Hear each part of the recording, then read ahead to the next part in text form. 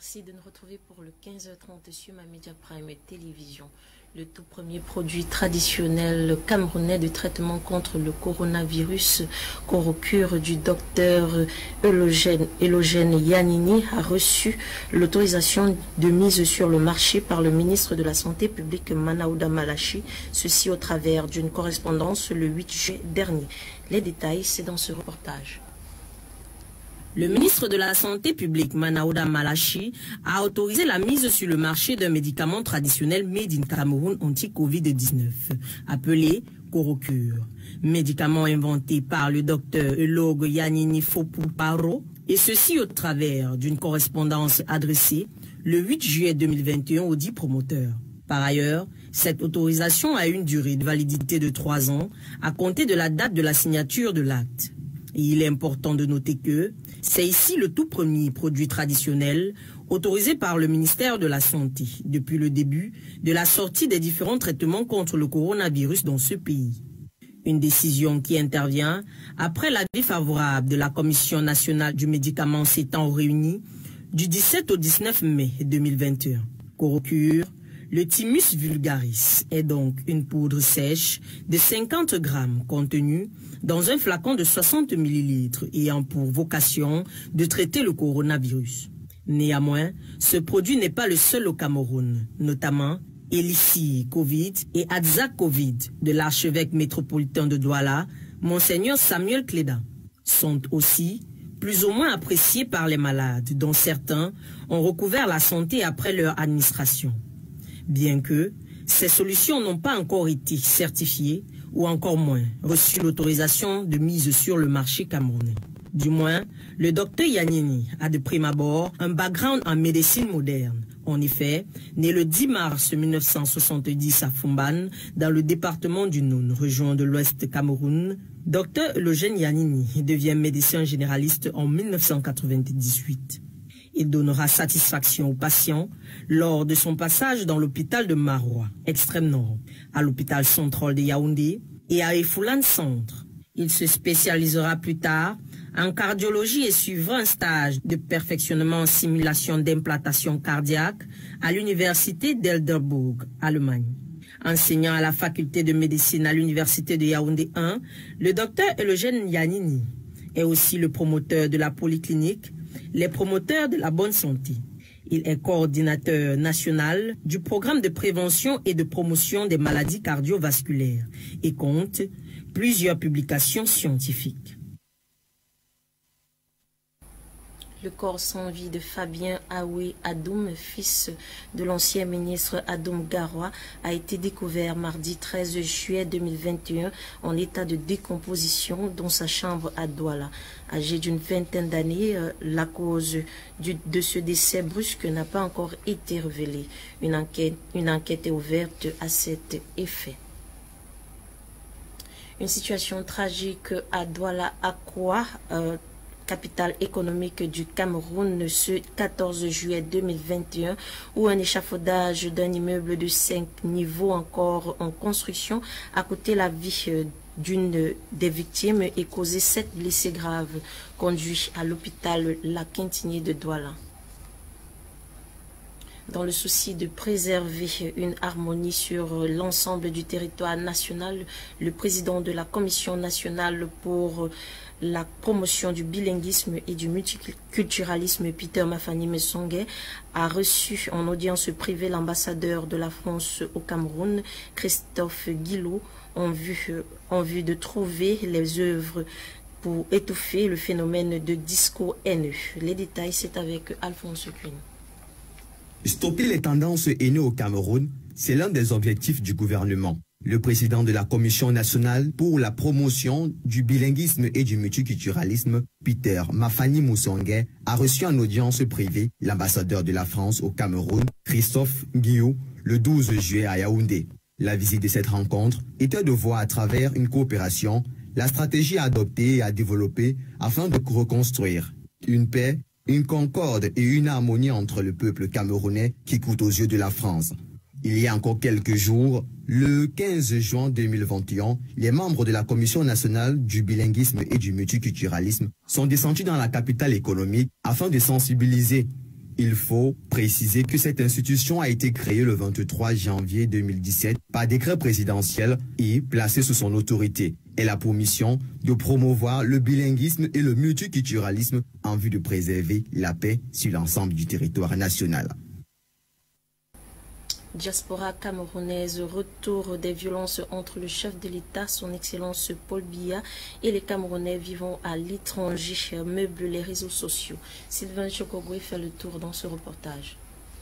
La diaspora, c'est quoi la diaspora? Commençons par là. Ce sont les compatriotes hors de leur terre natale à la recherche de l'amélioration des conditions de vie et ensuite trouver les solutions pour son pays ou pour le reste des compatriotes restés au pays. Le Cameroun compte environ 100 000 Camerounais dans la diaspora. Pourquoi elle gronde? Pourquoi elle saccage les institutions en terre étrangère? Pourquoi elle porte atteinte à l'image du président de la République Paul Biya? Quels sont les problèmes de la diaspora camerounaise sur le magistère du renouveau? Pour comprendre les problèmes de la diaspora camerounaise, nous sommes allés évoquer quelques périodes pendant la gouvernance du président Paul Biya, entre autres la dévaluation du franc CFA en 1987, les années de crise pour le retour au multipartisme, deux périodes majeures qui ont à coup sûr contribué au grand nombre d'évasions des Camerounais aujourd'hui à l'extérieur. Depuis lors, la diaspora camerounaise avait affiché une sorte de désamour avec le régime du renouveau. Avec la création de plusieurs mouvements de revendication des Camerounais dans la diaspora, à l'instar du Code, le Conseil des Camerounais de la diaspora, qui jusqu'en 2018 était sur les revendications des problèmes de gouvernance, comme la double nationalité, la lutte contre les détournements. Présidentielle de 2018 est la période qui a exacerbé les violences au sein de la diaspora camerounaise avec la création de la basse appelée Brigade anti-Sardina. Suite à la crise post-électorale de 2018, les partisans et sympathisants du professeur Maurice Kamto du MRC qui ont opté comme pour mode de revendication une radicalisation violente sans précédent avec les conséquences comme les casses des ambassades, la répression d'autres Camerounais opposés au mode opératoire de la brigade anti-Sardina, les manifestations contre la présence de Paul Biya en Europe et les fatwas contre les artistes, musiciens et autres groupes des Camerounais. Suite à tous ces agissements, le président Paul Biya décide de ne plus sortir de Yaoundé pour l'Europe.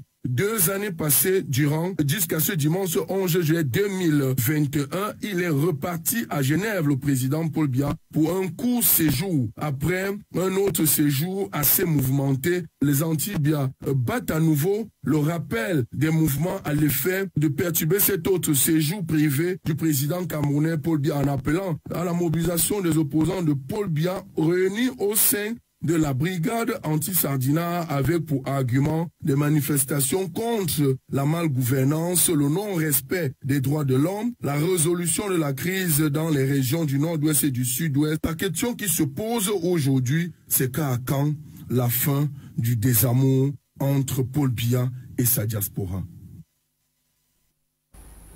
Les étudiants boursiers du Cameroun par le ministère de l'Emploi et de la Formation professionnelle vivant au Maroc sont encore en grève au regard de la situation de survie dans laquelle ils se trouvent dans ce pays.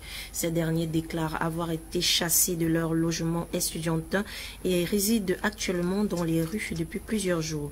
Ils en appellent donc à la réaction du gouvernement camerounais en leur faveur.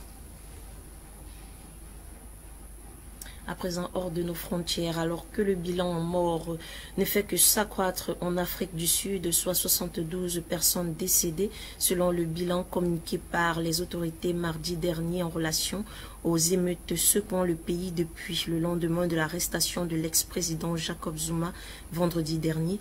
La police promet contenir la crise. 1200 personnes ont déjà été interpellées dans plusieurs provinces du pays par rapport à ce désordre. L'Alliance démocratique formation de l'opposition accuse la famille de Jacob Zuma d'être des instigateurs d'intensification et promet de les poursuivre en justice.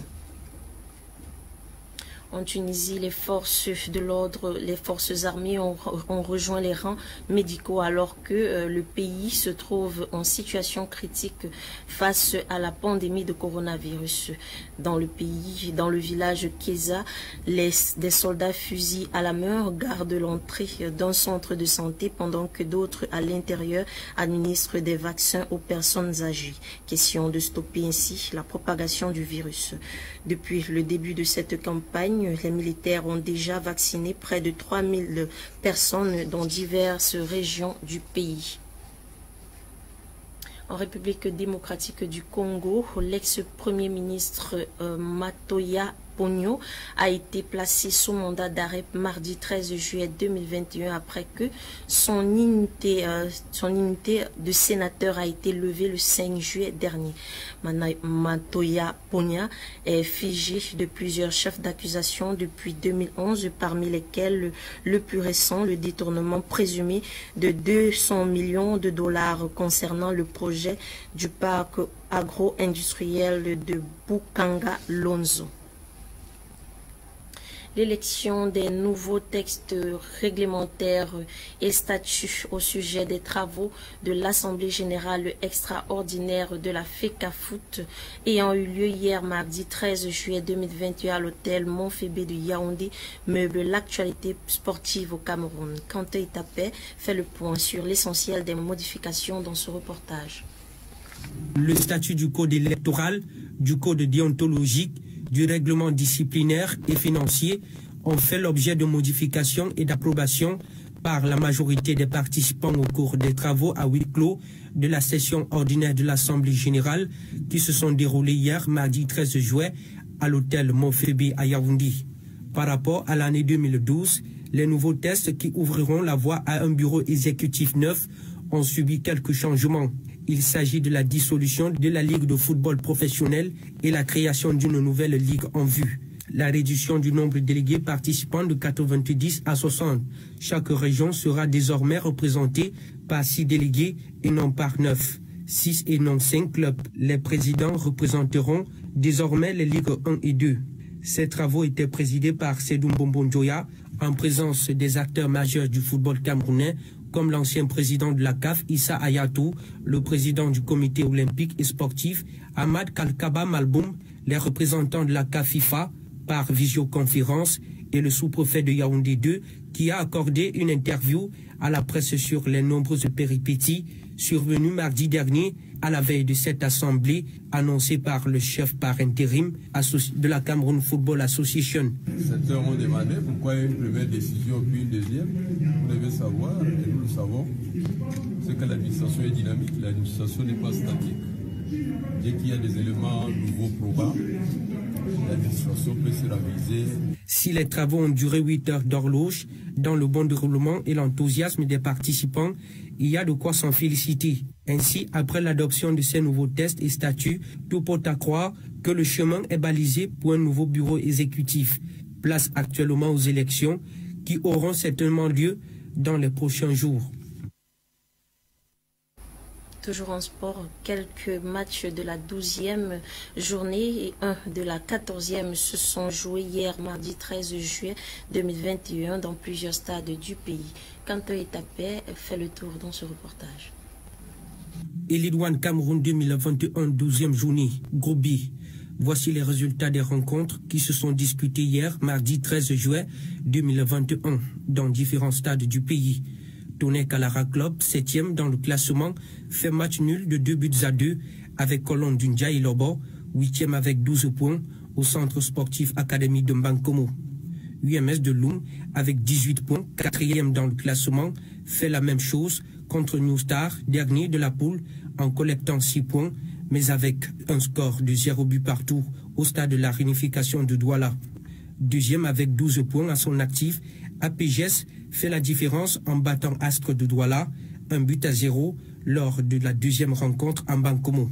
Dans le classement, Astre occupe la 6e position avec 15 points dans son panier. À l'affiche d'aujourd'hui, Youssa contre Canon au stade Young Sport Academy complexe de Bamenda. Coton Sport contre Panthère au stade Omnisport de Garoua. Dans le cadre de la 14e journée, Avion Académique a fortement écrasé de 2-0 AS Fortuna au stade de Bépanda. Malgré cette défaite, Fortuna Donfou gouverne la tête du groupe A avec 25 points, tandis que son adversaire, gagnant, est 7e avec 14 points. Au programme de ce jour de la poule A, PWD de Bamenda rencontrait Dragon de Yaoundé au Youssa Complex Stadium du Nord-Ouest. Edin Sport de la Ligue faisait déjà face à 13h30 à Feucheux au centre sportif de Mbankomo. À 15h00, Stade Renard joue contre Bamboutos de Bouddha au stade municipal de Mélon. Puis Yafoot contre Fouvou, toujours en Bankomo. Ainsi prévoit la feuille de route de l'Elite One d'aujourd'hui. L'on attend que les résultats pour demain.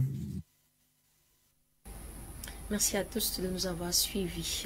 Journal présenté par Gladys Bomotondina et produit par Ewane Elai. Restez connectés pour la suite des programmes sur Ma Media Prime Télévision, les yeux uniques de l'Afrique.